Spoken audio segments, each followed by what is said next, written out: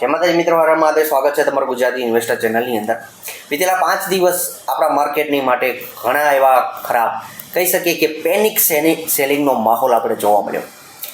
વિતેલા 5 દિવસની અંદર કે ભયંકર રીતે સેલિંગ જોવા મળ્યું. એમાંથી બ્લેક ફ્રાઈડે કહીએ તો શુક્રવારના દિવસે પણ ભયંકર સેલિંગ સાથે આપણા માર્કેટ ક્લોઝ થતા જોવા મળ્યા.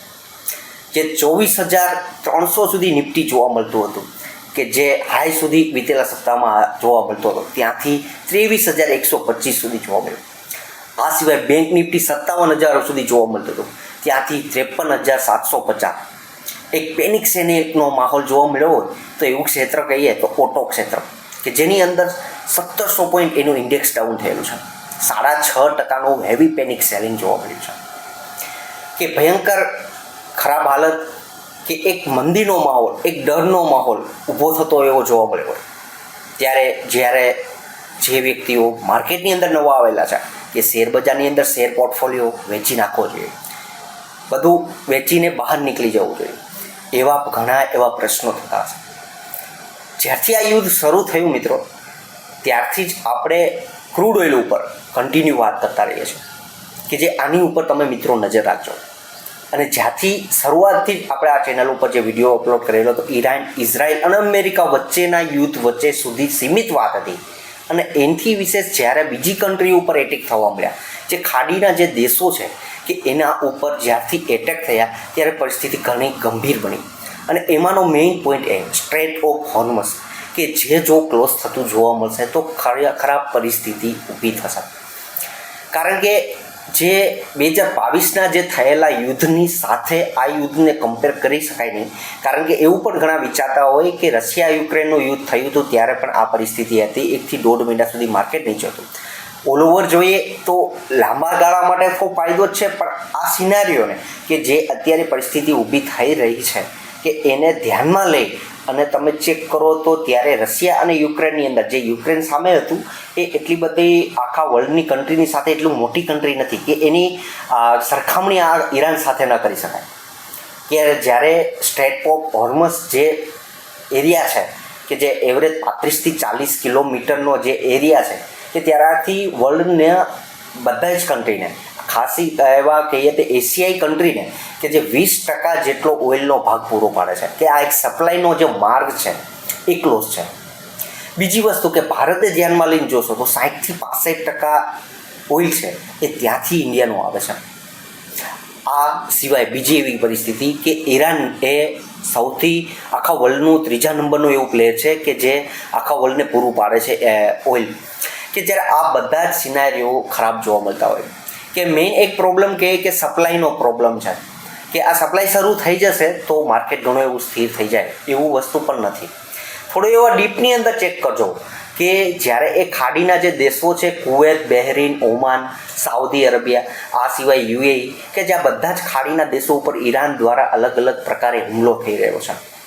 અને એવી ખરાબ પરિસ્થિતિ ઉપર એ દેશો જ્યારે એ પોતે જે પ્રોડક્શનની અંદર કટ કરતા હોય, જે ઓઇલ પ્રોડક્શન છે એની અંદર કટ કરે છે, રિફાઇનરી છે એમની જે એ પણ ક્લોઝ થયેલ છે, જ્યારે એ ક્યારે શરૂ થશે એના ઉપર ક્વેશ્ચન માર્ક છે કે આ ક્યારે જ શરૂ થશે. શરૂ થયા પછી એનું એ જ પ્રોડક્શન એટલા પ્રમાણમાં થશે કે નહીં. બીજી વસ્તુ કે આ સપ્લાય છે એ શરૂ થયા પછી કેટલા સમયમાં આપણને મળી શકે, કેવી ડિમાન્ડ થઈ શકે. આ બધા સિનારીઓ ઉપર એ કહેવું મુશ્કેલ છે કે ક્રૂડ ઓઇલના ભાવ છે ક્યાં સુધી જઈ શકે, કે એ ક્યાં સુધી. ઘણા એવા તમને સ્ટેટમેન્ટ મોટા નિષ્કર્ષ કરતા જે હશે નિષ્ણાંતો કે એમના પણ તમે જોતા હશો કે $150, $200 સુધી ઈરાને પોતે કહેલું છે, $200 સુધી જાય તો અમે કહીને. એ અગાઉના વિડીયોની અંદર પણ એક સ્ટેટમેન્ટ આપણે કવર કરેલું હતું. પણ આની આ જ પરિસ્થિતિને ધ્યાનમાં લઈ કે આપણા ભારતીય શેર બજારના માર્કેટ ઉપર અને આપણા પોકેટ સુધી, આપણા ખીચા સુધી આની અસર કેટલી થઈ શકે. કારણ કે આ દરેકે દરેક દૂધ વેચાતું હોય છે 80 રૂપિયાનું લીટર, કે એના ઉપર પણ અસર થઈ શકે એમ છે. કે ટિકિટ આપણે લેતા જે બસની ટિકિટથી લઈ, રેલવેની ટિકિટથી લઈ, એના ઉપર પણ અસર થઈ શકે કે નહીં. આ ટૂંકમાં એક નાની નાની ચીજ વસ્તુ, જે ઘરગથ્થુ ચીજ વસ્તુ, આપણે શેમ્પૂથી લઈ, ઓઇલ, તેલ, માથાના નાખવાનું તેલથી લઈને દરેક વસ્તુ ઉપર કે આની અસર થતી જોવા મળતી હોય.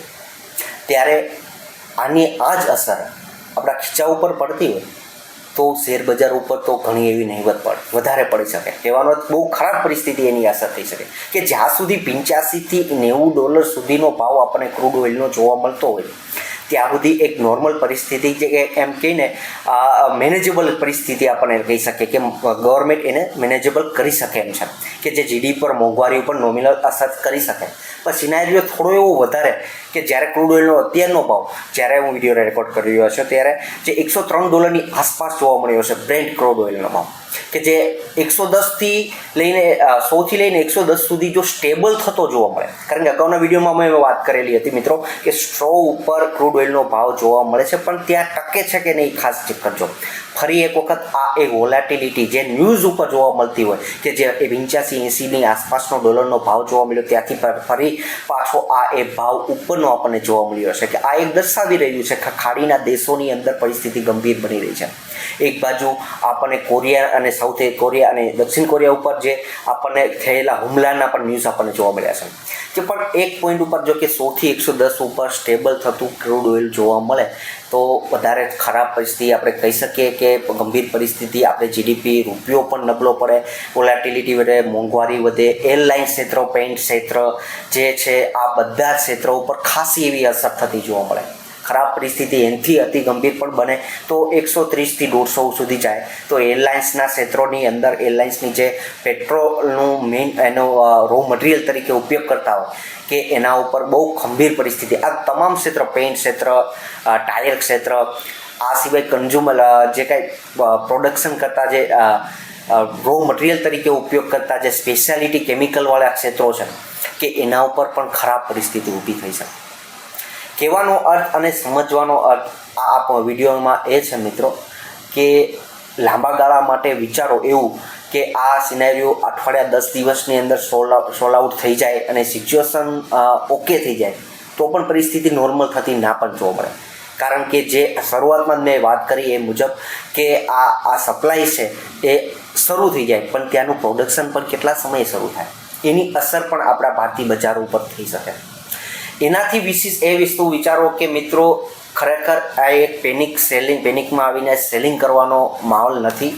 કારણ કે જે રીતે એક બાજુ જો ક્રૂડ ઓઇલના રો મટીરિયલ તરીકે ઉપયોગ કરતી કંપનીઓ એનો ઉપયોગ થતા હોય અને એને મારવો પડતો હોય પણ એની સામે વિરુદ્ધ દિશામાં કે એવું પણ માર્કેટની અંદર એવી તેજી પણ અલગ અલગ ક્ષેત્રમાં થોડી એવી રિકવરી થયા પછી આપણને જોવા મળે તો એવા એનર્જી ક્ષેત્ર કે જે સોલાર ક્ષેત્ર, વિન્ડ ક્ષેત્ર કે જે કોલ પ્રોડક્શન કરતી કંપનીઓ છે, આ સિવાય ગોલ્ડ ક્ષેત્રે કે હાલની અંદર ડોલર સ્ટ્રોંગ છે તો ગોલ્ડમાં તેજી નથી પણ જ્યારે ડોલર થોડો એવો વીક થશે કે આ મંદીનો માહોલ જેવો ડરનો માહોલ જોવા મળે તો ડોલર પણ નબળો પડે તો એની સામે એનું એ જ ઇન્વેસ્ટમેન્ટ છે મિત્રો એ ગોલ્ડ તરફ પણ હોઈ શકે. અત્યારનું જે ઇન્વેસ્ટમેન્ટ છે ઓઇલ ક્ષેત્રની અંદર, એનર્જી ક્ષેત્રની અંદર થતું જોવા મળ્યું છે. પણ આનો બીજો એક પેનિક માહોલ જોવા મળતો હોય કે ખરાબ પરિસ્થિતિ માર્કેટની અંદર અમુક એવા ક્ષેત્રો છે કે જેની અંદર તમને જોવા મળતી હશે કે જે હોસ્પિટલ ક્ષેત્ર છે એ કારણ વગરના ટીપાઈ રહ્યા છે કે હોસ્પિટલ ક્ષેત્રને શા માટે કે એક ડરનો માહોલ ત્યાં ફાર્મા ક્ષેત્રની કંપનીઓ જુઓ કે એ કારણ વગરનું ત્યાં પણ એક અસર પેનિક સેલને જોવા મળ્યું છે. ટેલિકોમ ક્ષેત્ર છે, ઈવી ક્ષેત્ર છે, આ બધા ક્ષેત્રો એવા હું નામ લઈ રહ્યો છું કે જે આ તેજીના આવનારા માહોલની અંદર લીડરશિપ લઈ શકે કે આ એક તેજીના માહોલની અંદર આગળ વધી શકે. તો એવો કોઈ પેનિકનો માહોલ રહીને કોઈ પણ લોસમાં મિત્રો ખાસ વેચશો નહીં કે લોસ બુક કરો કે હજુ માર્કેટ અહીંથી ઝીરો થઈ જશે, હું એક્ઝિટ થઈ જાઉં. એવી સિચ્યુએશન માર્કેટની અંદર થઈ નથી કે માર્કેટ ઝીરો થઈ જાય કે માર્કેટ ઝીરો થતું નથી જ. આ વસ્તુ યાદ રાખજો.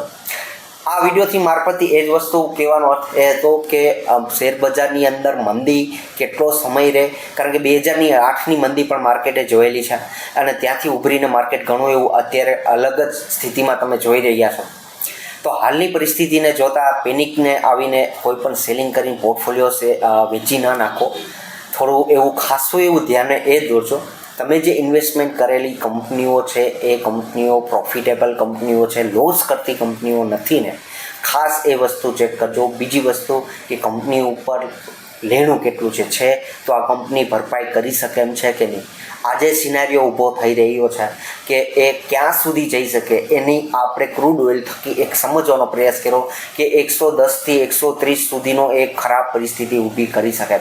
એટલા માટે ક્રૂડ ઓઇલને ખાસ એવો આ વિડીયોની અંદર પોઈન્ટને કવર કરવાનું કારણ એ છે કે આ તમારા પોર્ટફોલિયોની અંદર ખાસ એવી નજર એ રાખો કે તમે કઈ કંપનીઓને પસંદ કરો છો. સારો એવો ફાયદો પણ તમને મળી શકે જો આ પેનિકની માહોલની અંદર સારી કંપનીઓની અંદર તમે ઇન્વેસ્ટમેન્ટ કરશો. આવનારા 1-1.5-2 વર્ષ પછી પણ એવું કે ટાઈમ પીરિયડ કોઈ કહી શકે એમ છે નહીં, પણ એક સારો એવો સમય માર્કેટનો પણ આવે તો સારામાં સારું પ્રોફિટ પણ તમે લઈ શકો. વિડીયોને આજ સુધી બન્યા રહ્યા છો. ખૂબ ખૂબ આભાર. Thank you.